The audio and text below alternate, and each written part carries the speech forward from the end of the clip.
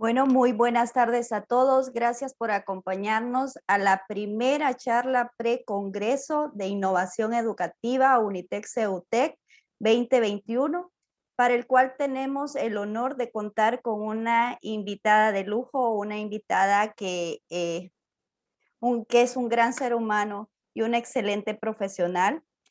Antes de darle la palabra, les contamos un poquito de la ingeniera Carla Pantoja.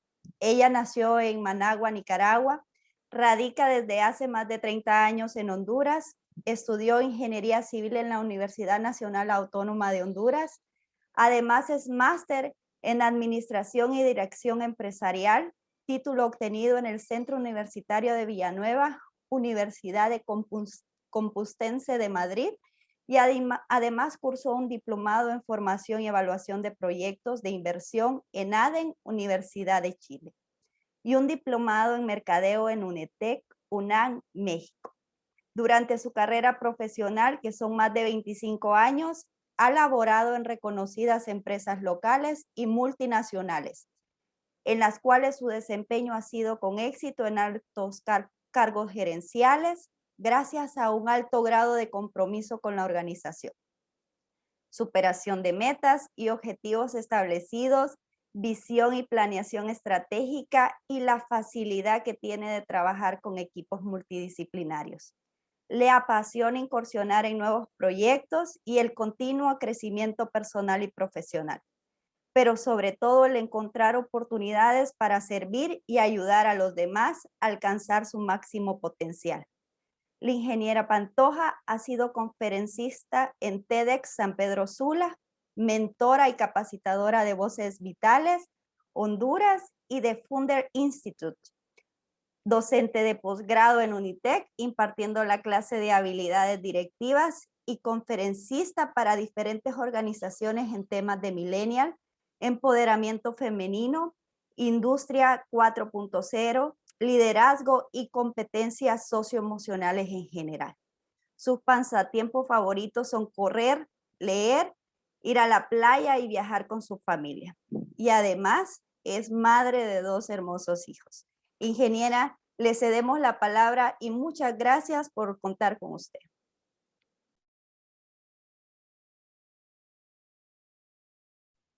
Muchas gracias, Sandrita. Casi me dejaste sin palabras al leer toda esa historia y todo ese recorrido.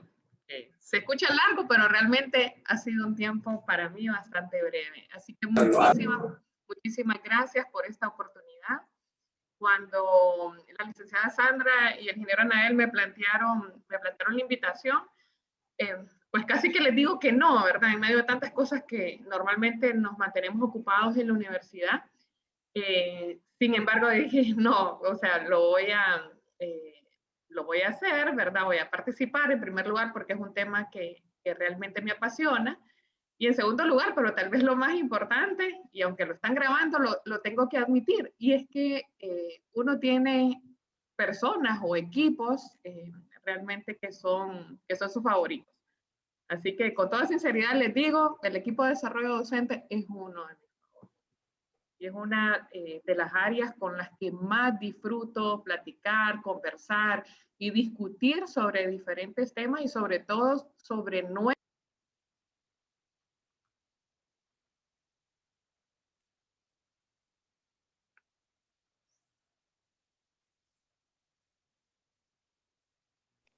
Ige, no le escuchamos. Es que creo que aplicaron como cancelar el micrófono a todos y me fui yo. Hola, ¿me escuchan? Ahora sí, ingeniera. Ajá. Bueno, les dije un montón de cosas y no sé hasta dónde me escucharon. Pero el resumen que les estaba contando es que Desarrollo Docente es uno de mis equipos favoritos. Y pues a raíz de eso, no me pude resistir a la tentación de la invitación que me hizo la licenciada Sandra y el ingeniero Anael, y estamos hoy aquí. Así que espero que disfruten tanto esta pequeña conferencia o este recorrido rápido sobre lo que para mí es innovación en la educación, así como realmente yo lo he disfrutado hasta este momento en los 10 años que tengo de estar en Unitec. Y y preparando, ¿verdad?, cada uno de estos temas que realmente son apasionantes por el impacto, sobre todo, que tiene en la vida de nuestros estudiantes y también no menospreciar en el futuro de nuestro país. Así que vamos a hacer un pequeño recorrido, ¿verdad?, de lo que le he preparado para ustedes.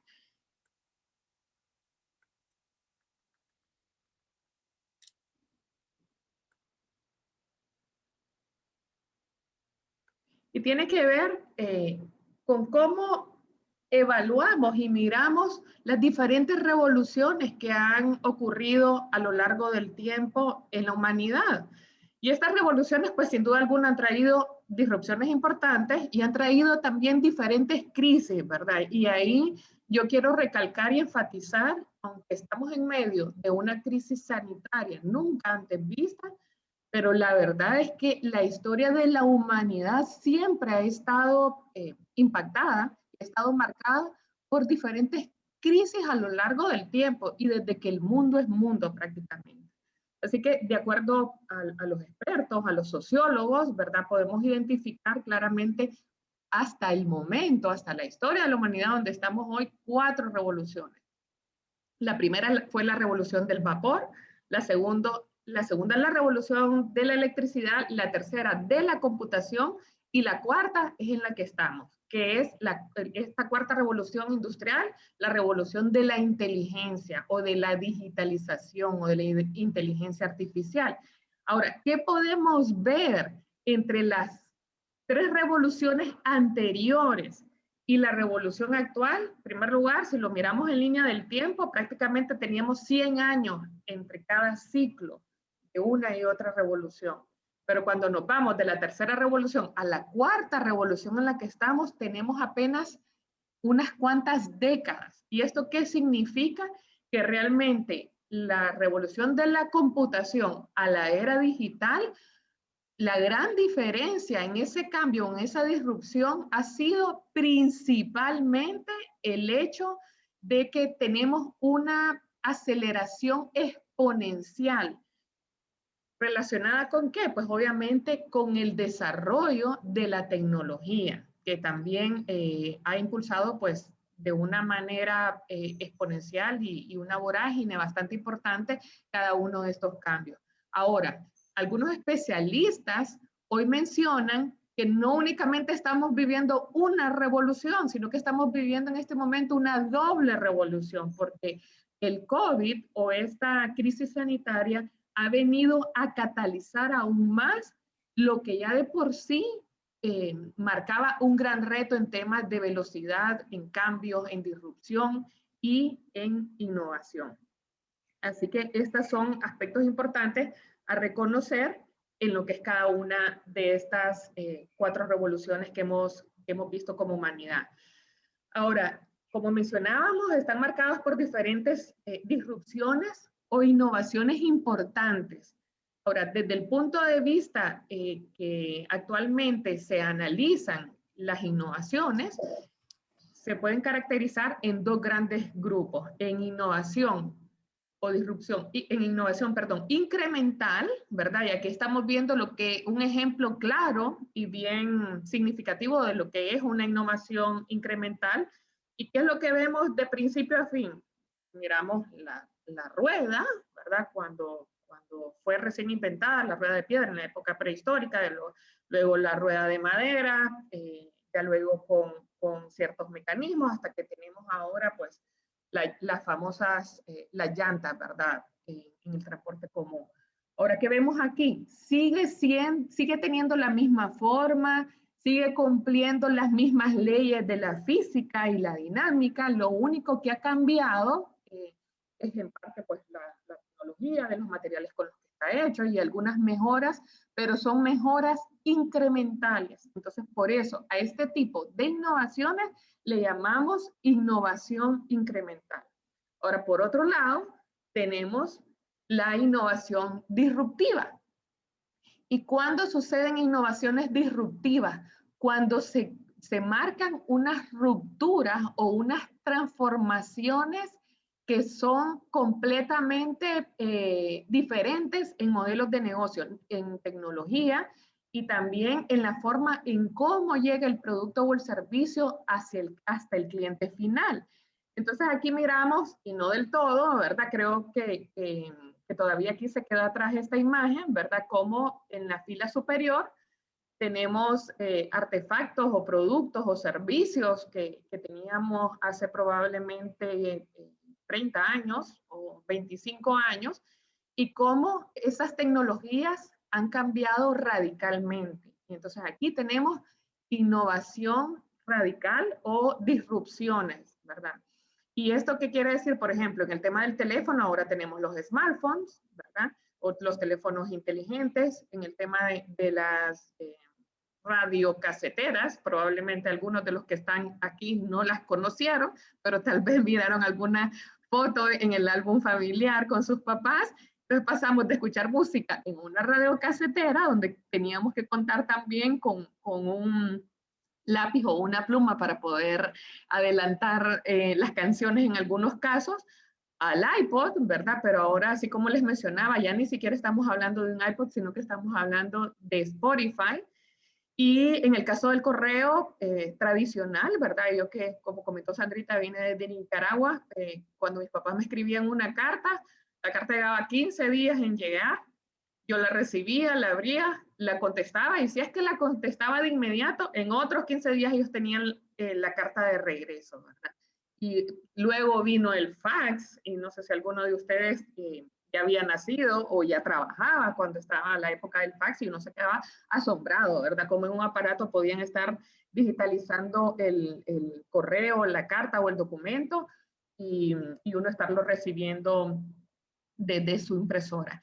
Así que aquí vemos diferentes modelos que cambiaron, ¿verdad? Gracias a la tecnología, pero sobre todo, y más allá de eso, gracias al enfoque en cómo servir mejor o aprovechar las necesidades que tienen nuestros clientes y poder encontrar una mejor forma de responder ante esa necesidad. Y también algo que es importante recalcar en este tipo de innovaciones disruptivas, es que por lo general una pauta o una regla es que las empresas que han sido disruptivas con este tipo de productos o de servicios son empresas que han desafiado a las grandes corporaciones o grandes grupos empresariales que se creyeron inamovibles en el mercado, que se quedaron estáticas y que se enfocaron únicamente en esa innovación incremental y pensaron que de esa única manera iban a mantener su cuota de mercado. Entonces vinieron pequeños emprendedores o vinieron emprendedores con grandes ideas, con productos imperfectos, pero que venían a llenar una necesidad que en algunos casos ni siquiera el cliente mismo la había reconocido. Yo creo que en mi época jamás a nadie se nos hubiera reconocido que en un dispositivo como el iPod iban a alcanzar tantas canciones. O peor aún, que le íbamos a decir, Alexa, pone música de Carlos Vives, que está de moda aquí en Honduras, y nos iba a poner todo el playlist de Carlos Vives y muchísimas canciones más. Así que estos son unos pequeños ejemplos de lo que es innovación disruptiva. Empresas han venido desde abajo y han provocado esas rupturas. Pues por ejemplo tenemos Netflix, ¿verdad? Que se le comió el mandado a Blockbuster, y Blockbuster, o sea, jamás pensó o imaginó que lo iba a hacer, y Netflix empezó con un ensayo iterando un producto mínimo viable bastante parecido al producto de Blockbuster. Sin embargo, luego fue implementando la tecnología, y pues a partir de eso salió con la propuesta de las películas en streaming. También las fotos digitales, ¿verdad? Que le quitaron todo y prácticamente llevaron a la quiebra a Kodak, o no digamos en modelos de negocios como Airbnb, que han desplazado totalmente a las grandes cadenas hoteleras y han transformado por completo lo que es la industria del turismo. Y así como estos pequeños ejemplos de cómo la tecnología e identificar las necesidades explícitas o implícitas de los clientes nos han llevado al desarrollo de diferentes áreas de la humanidad que nos han ayudado hoy y que nos seguirán ayudando a tener una mejor calidad de vida, a vivir más años y a responder de mejor manera ante los desafíos y los diferentes retos que enfrentamos. Y así tenemos los grandes avances en la neurociencia, en la robótica, en las ciencias de datos, en la inteligencia artificial o realidad aumentada, el blockchain y toda esta gran cantidad de tecnologías o de ciencias, ¿verdad? Que con el desarrollo de la tecnología, que hace unos años atrás pues parecían que eran de ciencia ficción, valga la redundancia, o que eran películas futuristas, pero que hoy por hoy, o sea, son parte de nuestra realidad, tal vez no tan cotidiana en nuestro país, pero sí es parte de la realidad que estamos enfrentando como mundo y como sociedad. Y si, como les mencionaba antes, nunca antes se habían visto tantas innovaciones de forma tan acelerada como en la cuarta revolución industrial. Pero ahora, más aún, nunca antes se habían generado tantos proyectos y productos innovadores como se desarrollaron apenas el año pasado, a partir de la pandemia, ¿verdad? Y ahí miramos cómo los adelantos, la ciencia, la innovación, la tecnología han ayudado a que tengamos vacunas en tiempo récord, a que tengamos equipos de bioseguridad y de biomédica importantes para salvar la vida de las personas en medio de la crisis que estamos viviendo, como los drones pueden ayudar a salvar vidas en países subdesarrollados, sirviendo casi como primeros auxilios para llevar medicinas o para poder que en las zonas más alejadas puedan tener servicios de salud a través de telemedicina a partir de la tecnología que proporciona el dron. Y así tenemos cantidad de innovaciones que apenas el año pasado o antes de marzo del año pasado parecían ser impensables, ¿verdad? Y recuerdo cuando inició la pandemia, era muy desalentador que cuando consultaban a los científicos y a los desarrolladores de las vacunas, que decían, bueno, es que una vacuna no se puede desarrollar en menos de 2 años, mínimo, ¿verdad? Entonces, ¿qué iba a pasar de aquí entonces si estábamos sin una solución para inmunizar a la humanidad? Todo esto, ¿verdad? Gracias a la tecnología. Por eso hoy muchos dicen que estamos experimentando una doble disrupción. La primera disrupción generada por la cuarta revolución industrial y la segunda disrupción generada por la crisis sanitaria. Así que en medio de todo lo que hemos vivido y de los retos que hemos enfrentado, también debemos de ver las oportunidades que estas situaciones y la tecnología puede traer. Y a mí me llena, o sea, de una gran esperanza y de optimismo, ¿verdad? El ver hoy por hoy cuáles son las tendencias de la tecnología de acuerdo a Gartner, estos grandes investigadores, ¿verdad? Así que, ¿cuáles son las tendencias, las principales tendencias tecnológicas en medio de estas grandes disrupciones y de esta era digital en que estamos viviendo? Y ellos los clasifican en 3 pilares. Lo clasifican en el primer pilar, People Centricity, centrado en las personas. El segundo pilar, localización independiente. Y el tercer pilar, pero cada uno de la misma importancia, ¿verdad? Resiliencia en la entrega. Y esto no únicamente aplica a la industria o aplica a los negocios en general, sino que mi primer mensaje es que estos pilares de la misma manera aplican hoy más que nunca a la educación, que debe estar centrada en las personas. Y me encanta a mí, digamos, este primer aspecto que ellos identifican dentro de el mantenernos centrados en las personas o el enfoque centrado en las personas. Y es que hasta el año pasado o hace un par de años hablábamos del Internet de las cosas.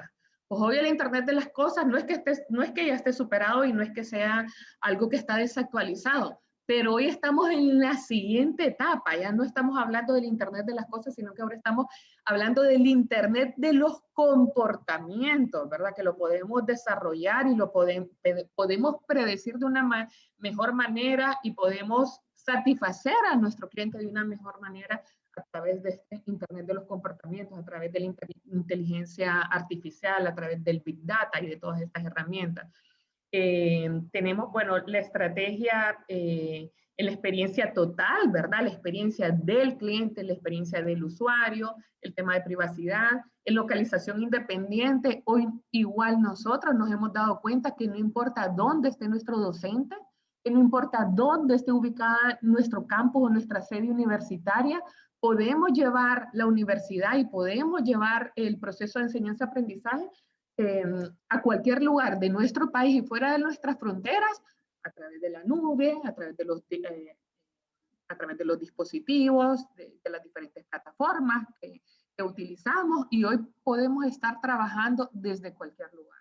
Y en el tema de entrega resiliente, es como a través de la inteligencia de negocios, de la inteligencia artificial y de la hiperaumentación, de la misma manera podemos llegar y llevar nuestra propuesta de valor a cualquier lugar donde nosotros dispongamos, ¿verdad? Así que yo pienso de que estos retos y estas nuevas tecnologías en realidad nos deben llevar o nos deben llenar de esperanza y de optimismo, pero debemos estar conscientes de que existen para poder aprovecharlas y valernos de ellas. Así que si la tecnología cambia tan rápidamente y si los negocios y el mundo y el internet y la digitalización están impulsando a una velocidad nunca antes vista, ¿verdad? La evolución de la humanidad. Entonces, ¿cuál debe ser la educación? ¿Cómo podemos formar a estos jóvenes para que dentro de 4 años, ¿verdad?, sean profesionales pertinentes para el mundo que se van a encontrar? Pero no nos vayamos tan lejos, o sea, imaginémonos de que ya antes de la era del COVID, mencionaban los ingenieros, ¿verdad? Y todos los especialistas en tecnología, que precisamente que la tecnología cambia cuando mucho cada 18 meses. Ahora, con el COVID, esto ha sido un proceso permanente de cambio y nosotros mismos lo vivimos, ¿verdad? Cuando el 14 de marzo dijimos, no vamos a regresar más a nuestro campus universitario, y cómo, gracias a un trabajo titánico, titánico y heroico, lo puedo decir, de cada uno de ustedes como docentes, de todo el equipo académico y de los recursos tecnológicos y las capacitaciones de las cuales se hizo valer la universidad para poder montarnos y garantizar que nuestros estudiantes siguieran en su proceso de enseñanza dentro de nuestras aulas de clase, aún y no estuviéramos físicamente en nuestros espacios universitarios. Así de que lo que parecía que era inalcanzable, ¿verdad? Decir que íbamos a empezar a utilizar la tecnología y que íbamos a empezar a dar clases, a aumentar nuestra participación en nuestras aulas virtuales, de un día para otro se fue de menos de un 10% prácticamente a un 100%, un 50% en CEUTEC a un 100%. Sin previo aviso, ¿verdad? Pero no fuimos los únicos, realmente todas las industrias se vieron en este momento tan difícil de disrupción, pero tampoco podemos negar que ha sido una gran oportunidad de experimentación, pero también de muchísimo crecimiento y de muchísimo aprendizaje. Y esto es importante que lo miremos, y es que realmente la educación en forma histórica había sido una de las industrias que menos había evolucionado, que se calificaba prácticamente como anacrónica, total y casi completamente desactualizada. Y vemos aquí a la izquierda, en esta imagen, cómo era un aula hace 100 años.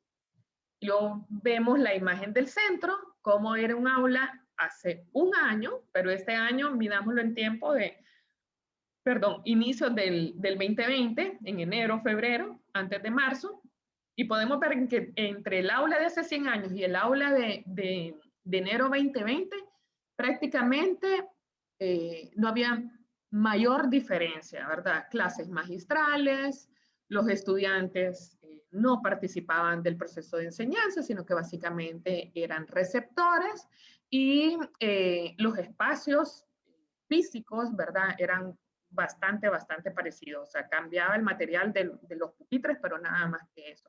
Así que ahí miramos completamente el mismo espacio físico, la misma metodología y el mismo proceso de enseñanza-aprendizaje. Ahora, de marzo para acá, ya cuando estamos en la era durante el COVID o post-COVID, ahí sí ya miramos el primer cambio importante, ¿verdad? Y entonces, no únicamente en cómo hemos cambiado nuestros espacios físicos por espacios virtuales, pero sino también la necesidad de tener que cambiar nuestra metodología de enseñanza, de cuestionarnos nosotros mismos y de reinventar por completo nuestras clases. Así que, ¿cómo es la educación disruptiva en la universidad? Cuando hablamos de disrupción, como lo mencionábamos antes, es una interrupción brusca. Por tanto, aquella educación que se llama disruptiva es algo que pretende romper por completo con lo establecido, ¿verdad? Con ese sistema, metodología que teníamos antes para mejorar lo existente. Si bien es cierto, estos cambios no lo hemos hecho por elección, sino porque ha sido la única opción para salir adelante, pero es realmente una disrupción que nos ha ayudado en muchas maneras a reinventarnos, pero que este proceso de reinversión o de disrupción no es estático, sino que es dinámico y va a continuar por un muy buen tiempo. Y espero lo siga haciendo también porque de esa misma manera nosotros continuamos creciendo como profesionales. Estas son solamente algunas de las estadísticas que ya existían y que estaban dadas desde antes del COVID, de acuerdo al Foro Económico Mundial, entre los análisis y las proyecciones, de acuerdo a los avances de la tecnología. Y ellos mencionaban en sus informes del futuro del trabajo que el 65% de los estudiantes que hoy están en primaria van a trabajar en empleos que aún no existen.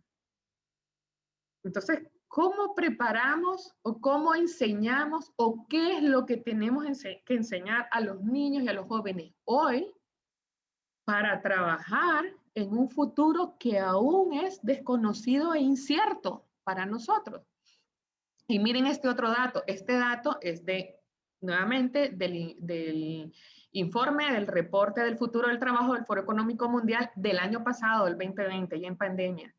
Y ellos pronostican que para el 2025, o sea, a la vuelta de la esquina, producto de los cambios tecnológicos o de los avances tecnológicos, van a desaparecer 85 millones de empleos a nivel global. Pero la buena noticia, que así como van a desaparecer 85 millones de empleos, se van a crear 97 millones de nuevos empleos. Ahora, ¿el reto dónde está? Es que no es una sustitución de un empleo por otro, sino que para estos nuevos 97 millones de plazas vamos o debemos desarrollar nuevas y completamente diferentes habilidades, tanto tecnológicas, digitales, como habilidades blandas para permanecer vigentes o para poder ser parte de este nuevo mercado laboral. Y de esta manera también recalca Klaus Schwab, que es el presidente del Foro Económico Mundial, que tenemos herramientas a nuestra disposición a través de la innovación tecnológica y que debemos aprovechar esta era actual para liberar el potencial humano. Y para mí esta es una enorme buena noticia para países como Honduras. ¿Por qué? Porque ya nuestra riqueza o nuestro futuro no dependería únicamente de que tuviéramos recursos naturales valiosísimos, que sí los tenemos, pero por ejemplo, no somos productores de petróleo, que era como se catalogaban a los países ricos, pero tenemos un gran recurso, que es nuestro capital humano y que son nuestros jóvenes, y que si aprovechamos adecuadamente la tecnología, obviamente con políticas de Estado y con compromisos del gobierno, podemos hacer muchísimas cosas para poder acortar esa brecha de desigualdad que existe en nuestro país y sobre todo para generar riqueza que nos ayude a podernos desarrollar todos juntos como sociedad. Así que en medio de todas estas predicciones, ¿Cuáles son las industrias del futuro? Pues no necesariamente sabemos cuáles son las carreras, ¿verdad? Y qué bueno que UNITEC sigue innovando constantemente y sacando nueva oferta académica. Pero lo que sí sabemos, ¿verdad? Es en qué sectores van a estar orientadas estas nuevas carreras o estos empleos del futuro. Y estos están relacionados con el cuidado de adultos mayores, obviamente, porque cada vez nosotros tenemos mayor expectativa de vida, producto de todos estos avances médicos y de la mejor calidad de vida. Entonces, la población mundial cada vez más se va a ir envejeciendo y el cuidado de mayores es una de las industrias que va a tener mayor crecimiento. La robótica, genómica, codificación de mercados, seguridad cibernética, el Big Data, la gran cantidad, el análisis, ¿verdad?, de toda esta gran cantidad de información a través de la computación o el machine learning, e industrias del futuro que nunca van a desaparecer, que son tradicionales, pero que nunca van a desaparecer. Y ojo, aquí teníamos buenas noticias, porque mejores noticias aún, porque aquí estamos nosotros, es la alimentación, la farmacéutica, el cuidado de la salud, lo estamos viendo desde ya, la educación, o sea, por encima de cualquier innovación tecnológica, la educación cada vez va a ser más importante. Los medios de entretenimiento, obvio, porque imagínense que también pronostican, y eso me encantaría poder vivirlo, pronostican los expertos, de que producto de toda esta tecnología al alcance de la humanidad, vamos a trabajar menos horas, menos días o menos tiempo. Entonces, ¿esto qué quiere decir? Que vamos a tener más tiempo para el ocio. Así que esa parte espero yo vivirla todavía. No la conozco, pero espero vivirla. Así que la industria de los medios y el entretenimiento, como nuestra Escuela de Arte y Diseño, por ejemplo, es una de las industrias en tendencia. Y los servicios profesionales, ¿verdad? Porque son servicios personalizados. Así que, ¿cómo preparamos a nuestros estudiantes? ¿Cómo nos preparamos nosotros mismos para estas nuevas tendencias? ¿Cuáles son esas habilidades más importantes para el futuro que no es lejano, el futuro que estamos viviendo desde ahora? De acuerdo nuevamente al World Economic Forum, estas son las 10 tendencias o las 10 habilidades para el 2025 y voy a mencionar las 5 primeras: el pensamiento analítico y la innovación en primer lugar, la enseñanza activa y las estrategias de enseñanza. ¿Por qué? Porque tenemos que estar en permanente aprendizaje. La resolución compleja de problemas, el pensamiento crítico y analítico, la creatividad, la originalidad y la iniciativa, el liderazgo y la influencia social. Y miren que está un poco más abajo, obviamente está siempre dentro del top 10, ¿verdad? Pero está el uso de la tecnología, el diseño de la tecnología y la programación. En el 9º lugar, la resiliencia, la tolerancia al estrés y la flexibilidad, que han sido fundamentales, ¿verdad?, para que podamos atravesar la pandemia y para poder estar hoy aquí donde estamos. Y el razonamiento, la resolución de problemas y la ideación. Y ellos los catalogan en 4 grandes grupos, ¿verdad? Resolución de problemas, y realmente porque la vida en sí, no solamente las carreras y no solamente las profesiones, se tratan de resolver problemas, ese es nuestro día a día. El gerenciamiento, el autogerenciamiento, ¿verdad? O la autogestión, porque realmente cada vez vamos a estar trabajando de forma más autónoma. Trabajar con las personas, aunque trabajemos de forma autónoma, somos interdependientes, y el verdadero crecimiento y la competitividad en medio de esta era digital está en medio, depende mucho de cómo nos interrelacionamos con los demás, cómo aprendemos a trabajar en grupo y en equipo, y obviamente el uso de la tecnología. Así que estas son las grandes tendencias para el 2025, pero que desde ya las estamos experimentando en cada uno de nuestros espacios de trabajo y que deben ser fundamentales para tener en cuenta a la hora de cómo estamos enseñando en nuestras aulas.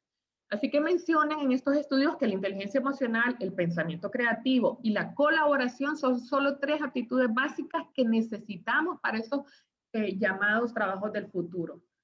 Pero aquí, como dicen, es donde la mula botó a Genaro. no se pueden enseñar fácilmente en un entorno de un aula tradicional, ni bajo las metodologías que conocíamos antiguamente o que conocíamos hasta recientemente.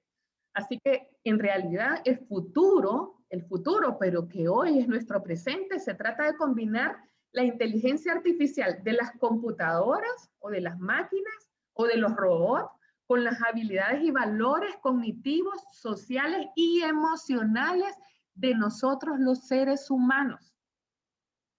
Para, como dicen, seamos humanos de primera categoría y no robots de tercera. O sea, no le vamos a poner ganar a una computadora en temas de agilidad, de análisis numérico, pero sí en temas de interpretación, de resolución de problemas, de trabajo en equipo, de resiliencia, de inteligencia emocional. Eso es lo que nos va a diferenciar y lo que va a hacer que podamos ganar esa competencia, ¿verdad? Si queremos mantenernos dentro del mercado laboral y que la tecnología sea nuestra principal herramienta en conjunto con estas habilidades socioemocionales. Y tanto es válido para nosotros que estamos hoy aquí como educadores, porque debemos partir de que si nosotros no las vivimos, tampoco vamos a poder replicarlas o enseñarlas a nuestros estudiantes.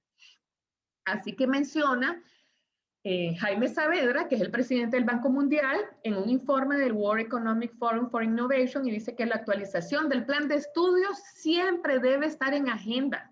Ojo, no cada 5 años, no cada 10 años, como lo dice nuestro sistema de educación. Debe estar siempre en agenda. Por eso menciona él, ¿verdad? A nivel global, que es urgente invertir en cambiar no solamente el conocimiento, sino el comportamiento de los maestros, o sea, la forma en cómo enseñan y mejorar lo que sucede en el aula, llámese un aula física, un aula híbrida o un aula virtual, indistinto de cuál sea el ambiente, ¿verdad? Es fundamental que mejoremos o que cambiemos qué es lo que está sucediendo o cómo lo estamos haciendo. Así que aquí estos son algunos de los aspectos señalados como prioridades en educación a nivel global. Y se menciona en primer lugar para que la educación sea pertinente para estos trabajos del futuro y vaya de la mano con los cambios tecnológicos, debe haber renovación diaria de contenido. O sea, no anual, no cuando tengamos alguna evaluación, alguna certificación externa, no cuando vayamos a acreditarnos. Dice que debe haber una renovación prácticamente diaria de contenido. O sea, que sean pertinentes y que sean actualizados. Por eso cada uno de nosotros debe estar en constante alerta acerca de qué es lo que está pasando en su carrera, en el ejercicio de su profesión, en la industria sobre todo. Y aquí por eso lo menciona, proyectos reales con empresas. Debemos procurar que haya un mayor intercambio de experiencias entre las empresas y la universidad. Y en algunas reuniones de grupos focos que hemos tenido recientemente, sobre todo con el área de posgrado, los egresados que están sumamente satisfechos con la universidad, uno de los factores que mencionan es la visita a proyectos, así como los que están actualmente estudiando con nosotros, estudiantes activos, una de las cosas que más extrañan, aparte del intercambio con sus compañeros y sus maestros en el aula, es el poder visitar estos proyectos. Esto es fundamental, pero en este momento sabemos que no lo podemos hacer, pero sí podemos conectarnos con un gerente de operaciones o con alguien de la industria y que nos dé una charla o que nos comente acerca de sus experiencias, o podemos nosotros conectarnos con la industria y programar un recorrido virtual. O sea, hay muchísimas cosas que mientras estamos en este tema de distanciamiento, podemos practicar, pero lo importante es que haya esa conexión de docentes y de todos los líderes académicos con las empresas, con lo que está pasando en las empresas y que esos proyectos, esos retos y esos desafíos que tiene la industria y las empresas las podamos traer, analizar y resolver dentro de nuestras aulas de clase. También otro de los factores fundamentales para la preparación y la educación para los trabajos del futuro es el aprendizaje, prueba y error. Y aquí es otro de los grandes paradigmas que debemos romper. ¿Y por qué? Porque tradicionalmente, ¿qué sucede cuando el alumno se equivoca? Pierde puntos, ¿verdad? En otras palabras, lo castigamos. Puede perder una clase. Y lo que nos dice este nuevo enfoque centrado en el cliente y este nuevo enfoque de la innovación es que, y es algo que siempre ha existido, pero que nosotros no lo hemos, digamos, puesto en práctica a nivel de educación y a nivel global, es que aprendemos realmente cuando nos equivocamos. Y esto no únicamente pasa en las aulas de clase, pasa en la vida. O sea, aprendemos realmente de nuestros errores. Y debemos estar iterando constantemente y en la medida que vamos experimentando, vamos mejorando nuestras respuestas y vamos encontrando mejores soluciones.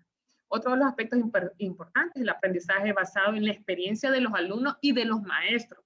Sí o no, que aprendemos, o sea, tanto aprenden nuestros estudiantes de nosotros como docentes o como maestros o como profesores, como aprendemos nosotros de ellos. Y al menos les digo, o sea, yo en este paso por Unitec y por Ceutec, o sea, me he visto enormemente retada, desafiada y con una gran motivación de aprender constantemente a través de lo que escuchan nuestros estudiantes, a través de las reuniones con ustedes como docentes. Entonces, realmente esos aprendizajes son súper enriquecedores y por eso felicito a Desarrollo Docente por este Congreso de Innovación Educativa, porque obviamente se va a hacer un espacio enorme, ¿verdad?, para que podamos desarrollar y articular mejor estas plataformas de aprendizaje.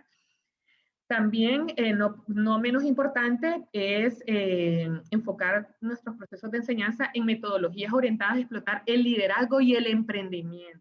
Cualquier transformación digital o tecnológica descansa en un tema de liderazgo. Sin liderazgo no puede haber transformación de ningún tipo, ni siquiera transformación digital. Y el emprendimiento también, ¿por qué? O sea, porque necesitamos ser creadores y generadores de nuevos puestos de trabajo. Y eso se logra a través del emprendimiento. Y eso lo han logrado estos grandes, que hoy vemos como gigantes, pero han partido de un proyecto desarrollado en el garaje de una casa. También ha sido otra de los frutos que nos ha dejado la pandemia. Nunca antes se habían desarrollado tantos proyectos de emprendimiento, tantos MIPYMES a nivel global, incluyendo nuestro país, como ahora dentro de la pandemia. Y aquí mencionar rápidamente una frase de Alvin Toffler, que es un futurólogo, filósofo y educador estadounidense del siglo pasado, que ya murió de muerte natural porque ya estaba muy viejito, y dentro de lo que él ya pronosticaba decía, los analfabetos del siglo XXI no van a ser aquellos que no sepan leer o escribir, sino aquellos que no sepan aprender, desaprender y reaprender. Y estoy segura que a todos nos ha tocado en medio de esta pandemia aplicar esta frase. Así que debemos preguntarnos, ¿deberíamos cambiarlo todo? Y aquí les menciono esta frase de Eric, o estas dos frases de Eric Masur, que es un estadounidense, docente de la Universidad de Harvard, es un ingeniero en física y emprendedor educativo, y él dice que podemos olvidar la información, pero no la comprensión. Y también otra de sus frases que para mí es poderosa y es motivo de esta charla hoy, dice que la evaluación es el asesino silencioso del aprendizaje. ¿Y por qué? Porque es importante no solamente qué es lo que enseñamos, que ya dijimos anteriormente que debería ser contenido pertinente y actualizado, cómo lo enseñamos, ¿verdad? Que debemos utilizar metodologías activas de aprendizaje basado en temas reales, ¿verdad? Que ahí tenemos herramientas o modelos como el aprendizaje basado en casos, en proyectos, en problemas, sino que también es importante cómo evaluamos, porque el cómo evaluamos va a dictar o va a refrendar realmente si estamos preparándonos o preparando a nuestros jóvenes para el desarrollo de las habilidades y las competencias que van a necesitar para este mundo laboral cada vez más competitivo. Y aquí voy a pasar rápidamente porque ustedes casi que ya son expertos en eso. Algunas características en las que se basa la evaluación tradicional. Casi exclusivamente en la memorización, ¿verdad? Y cuando yo leo esta frase, solo me recuerdo cómo aprendí o aprendimos, pero al menos yo personalmente, cómo aprendimos las tablas de multiplicar.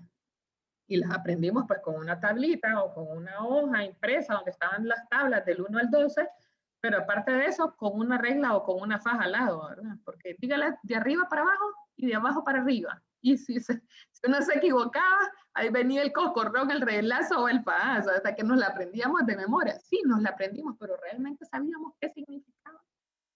De qué manera nuestra capacidad analítica sabía cómo podíamos aplicar esas tablas de multiplicar. Otra de las características es que los estudiantes tienen la probabilidad de obtener la respuesta correcta, aunque no la sepan de verdad. Y aquí aplica un poco la chiripa, ¿verdad? Y yo creo que eso no solamente a nuestros estudiantes les ha pasado, nos ha pasado a nosotros también en algún momento que hemos hecho alguna evaluación. También que no representa cómo trabajamos o funcionamos en una sociedad real o en nuestra realidad, con el acceso a nuestros recursos y a nuestras redes. Sí o no que los exámenes o las evaluaciones normalmente o tradicionalmente las hacemos de forma individual, ¿verdad? Porque queremos medir el aprovechamiento o el conocimiento individual de nuestros estudiantes. Pero ¿cómo trabajamos en la vida real? Trabajamos en equipo, trabajamos en grupo, consultamos recursos, consultamos personas. Entonces, la verdad es que el aula de clase debería parecerse lo más posible al ambiente y a la vida real en la que estamos. También algo que es muy importante es que el estrés asociado al tiempo limitado puede limitar o puede sesgar o puede afectar las capacidades cognitivas. Y esto aquí me causa tristeza, ¿verdad? Porque vemos como muchos jóvenes que ellos dicen, es que yo lo sabía, y aunque ellos no lo digan, pero se pueden sentir frustrados porque entienden, pero a la hora de tener que tomar un examen, y alguno de nosotros lo puede haber visto ya con nuestros hijos, se aplazaron o fallaron simplemente por un tema de estrés. También la evaluación tradicional puede conducir a comportamientos inadecuados o no éticos, ¿verdad? Y para mí, esta es una prueba de fuego de cuando nos estamos concentrando en evaluación tradicional. Y aquí quiero hacer referencia a que cuando recién pasamos, ¿verdad?, a las clases totalmente en línea, pues se dieron una avalancha de casos en el comité de ética, ¿verdad? Yo de alguna manera miro pasar los casos por el comité de ética y eran casos de plagio, ¿verdad? Es que copiaron en el examen, es que se copiaron los exámenes, es que, bueno, estaban ahí con los celulares, con los teléfonos, con esto, con lo otro, y tienen todas las mismas respuestas. Entonces, cuando esto pasa, yo me pregunto, ¿y cómo estamos evaluando a estos muchachos? O sea, porque si pueden copiar, si la respuesta la pueden encontrar en Google, entonces estamos aplicando una evaluación tradicional que realmente no mide las competencias de nuestros estudiantes, porque realmente, ¿qué es lo que debemos evaluar? Debemos evaluar dentro de un entorno realista para poder medir conocimientos y las habilidades aplicadas a tareas relacionadas con el mundo real. Debemos favorecer el juicio, la creatividad, el análisis, la reflexión, donde los estudiantes pueden utilizar sus conocimientos de manera cuidadosa y efectiva para resolver un problema no estructurado, o sea, para que aprendan a desarrollar la capacidad de poder analizar, encontrar cuáles son las variables, qué posibles soluciones puede tener mi problema y cómo las voy a plantear. También la evaluación auténtica o a la que nos referimos, ¿verdad? Como ese paso que debemos dar o ese salto que debemos de dar para realmente preparar a los muchachos en esta nueva normalidad o en esta era digital, exige a los estudiantes alcanzar un logro, que hagan algo, un objetivo, tienen un propósito, en vez de simplemente decir, repetir o reproducir. O sea, cuando nos vamos a una evaluación auténtica, les digo, es imposible que chepeen. O sea, porque vamos a provocar, no va a haber una respuesta idéntica una a la otra, porque obvio, cada quien va a tener una forma diferente de analizar la información y de plantear y proponer el resultado final, pero sí, pues implica una mayor preparación por parte nuestra. La evaluación auténtica también simula, esto lo hemos mencionado, el contexto de una situación de trabajo o del mundo real.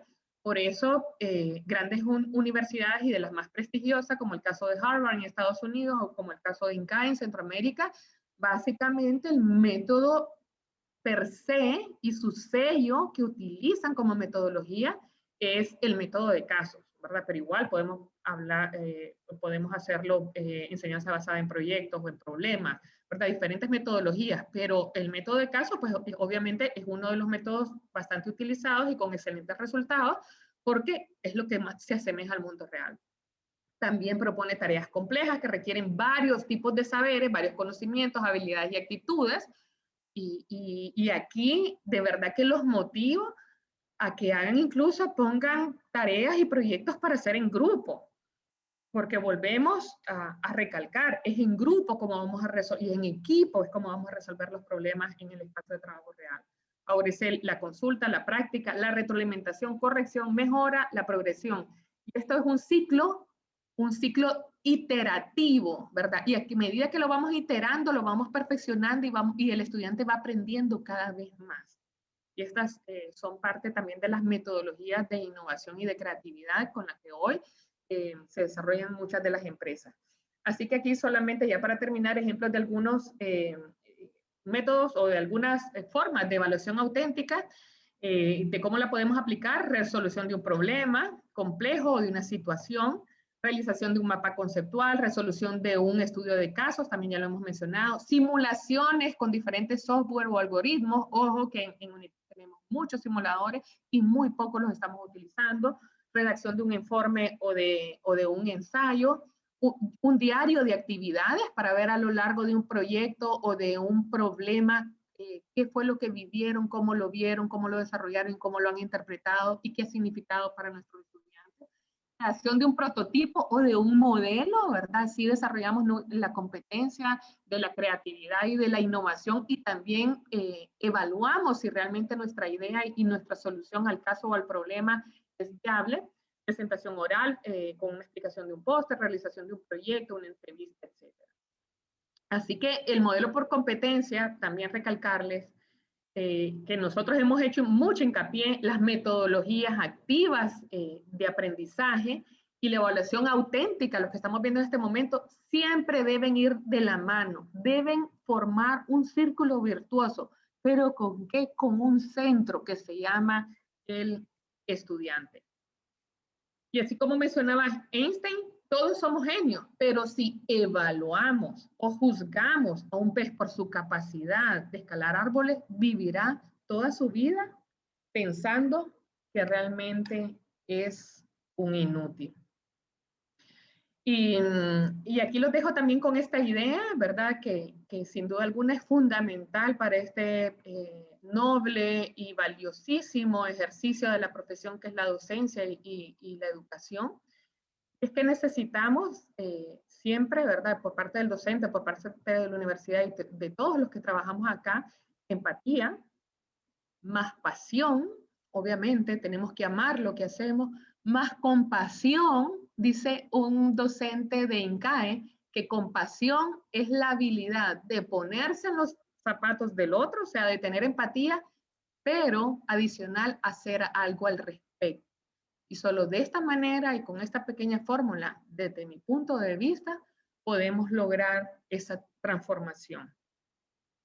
Así que muchísimas gracias por su atención, ¿verdad? Muchísimas gracias por darme estos minutos para compartir con ustedes y recalcarles que en medio de esta era tecnológica y esta gran ola digital, no nos cansemos de enseñar desde el corazón. Solo así vamos a lograr esta verdadera transformación. Y no más allá de esta transformación digital, es la transformación integral de cada uno de nuestros estudiantes. Así que muchísimas gracias, gracias por participar y gracias a Desarrollo Docente por invitarme a compartir con ustedes pues, uno de estos temas que a mí me llena de tanto entusiasmo y en medio de tantas noticias negativas, pues me trae esperanza de que sí podemos cambiar al mundo, que sí podemos cambiar Honduras, ¿verdad? De la mano de nuestros estudiantes y con la pasión y la dedicación de cada uno de ustedes en nuestras aulas de clase.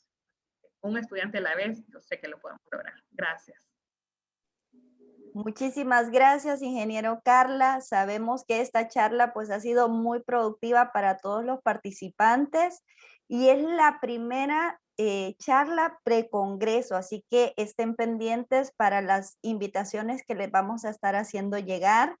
Sabemos que quisieran hacer muchas preguntas, pero por cuestión de tiempo, ¿verdad? Lo vamos a dejar hasta aquí. Muchas gracias. El día de mañana les invitamos porque vamos a tener una sesión informativa para el Congreso. Les invitamos a que ustedes puedan presentar una ponencia de todas esas actividades que están haciendo en sus aulas de clase, como la ingeniero lo mencionaba, las metodologías de enseñanza y aprendizaje, las evaluaciones auténticas que ustedes ya realizan en sus aulas de aprendizaje, que las den a conocer. Todo lo que nuestros docentes hacen es súper importante para todos nosotros como institución. Así que les agradecemos haber estado aquí, ingeniera, muchas gracias. Y les cuento que ella era una de las promotoras de este congreso desde el año 2019. Así que muchas gracias, ingeniero, y esperamos que esté con nosotros también en el congreso. Gracias, Sandra. Gracias a todos y enormes felicitaciones por el gran trabajo que están haciendo. Muchísimas gracias. Un gran reconocimiento para cada uno. Gracias. Feliz tarde. Hasta luego. Aquí nos están poniendo el link. Miren, el ingeniero Anael nos está poniendo el link para invitarnos, ¿verdad?, a enviar esa ponencia. Hasta luego. Muchas gracias. Felicidades a todos. Gracias y nos vemos en el Congreso. Hasta luego. Okay. Chao. Gracias a todos. Linda conferencia. Gracias. Un fuerte abrazo. Actualizándonos. Muchas gracias, ingeniera. Un abrazo a todos. Gracias. Gracias. Excelente, excelente. La felicito. Excelente. Muchas gracias. Orgullosa de usted, ingeniero Pantoja. Muy orgullosos. Orgullo Jaguar.